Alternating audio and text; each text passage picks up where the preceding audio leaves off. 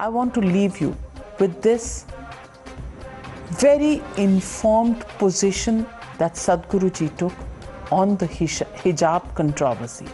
Listen in and please write to us what you think about this issue.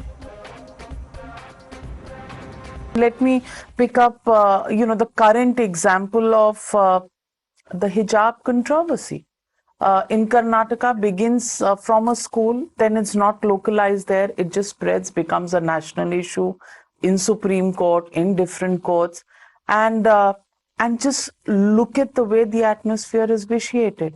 People are saying hijab first, not kitab first.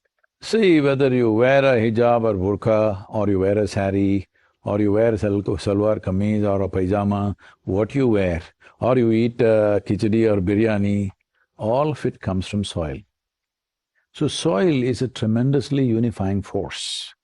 Instead of looking at aspects of life which puts us all together, we are continuously looking at aspects which divides us. Soil is a universal thing. It doesn't matter who you are, what religion, what race, what nationality, what gender, or whatever else you think you are, you come from soil and go back to soil.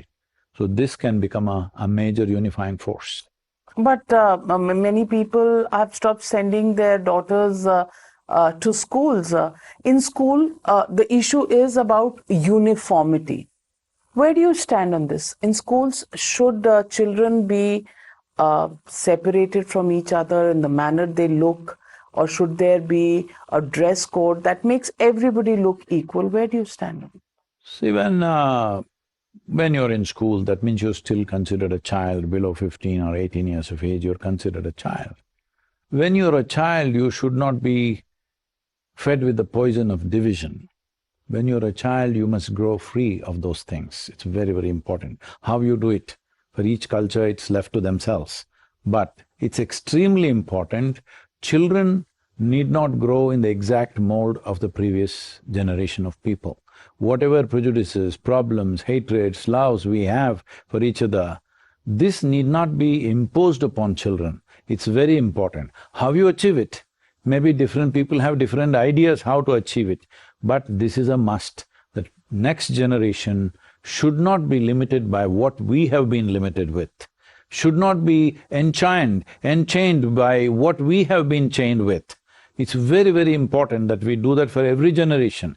This is a fundamental responsibility of every parent, every adult, every teacher, that the children do not pick up the prejudices that you have lived with. But parents and children, this is not an equation only about parents and children. The whole national politics is involved in it. What do you do in a situation like this? That's not like that. There are vested groups, you said. They are definitely there. That may look like that because you live in a television studio, because you see those things all the time, those visuals. I walk on the street, I ride on the street, I don't see those visuals. Only when I turn on the TV, I see those visuals. I'm not saying they're not true. They're true, but they're not as big as they seem to be. So the fault is ours. I'm not saying that. It's your business to show what's happening there. I'm not saying it's a fault. That is the business of the news channel. You don't show an empty street peacefully, everybody is walking around. What is the point of that? You show where the wound is, all right?